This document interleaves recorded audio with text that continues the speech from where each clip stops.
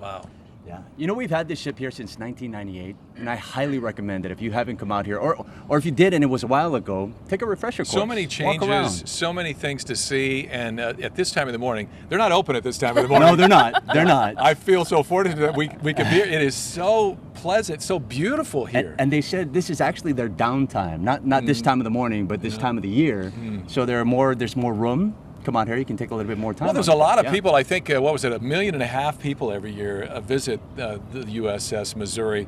And you should be here sometime soon if you haven't come. And as we learned earlier, there are enough people that make multiple trips that they're always adding new parts of the tour so that there's a reward for you for coming back again. And what? Oh, go ahead. Oh no! September 2nd, 1945. That's when the Japanese signed the Instrument of Surrender. Right here on the deck of the ship. And if you get to look, and you're going to talk a little bit more about this, but that one picture that they showed about the Japanese delegation and how, I don't know, upset may not be the word, but they just weren't happy to be here at that point. And how could they be, right? Right, Because exactly. in a lot of ways, this was shameful for them to have to surrender.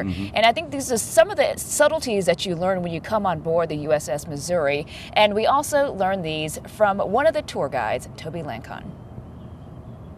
This is where the Japanese surrendered to the Allied forces. Next year, it will have been 70 years since that has happened. Toby Langcaon is a veteran. He's also a tour guide here. He has volunteered here for 15 years, and he's been kind enough to take us around. And Toby, I got to ask you, with Veterans Day, what does that mean for you? For me, it is very fitting that just hit my heart that being a veteran and the opportunity to be on board ship where World War II ended, to me is not only pleasing to be here, but to me it just touches me so much that I treasure it. To be in a ship like this after so many years, come back here 6-7 years later, to me it is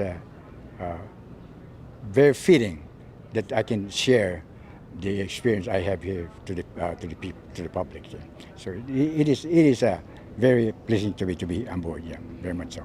And no one knows a history better than Toby, so thank him once again for taking us around on board the USS Missouri. You're watching Sunrise on Hawaii News Now.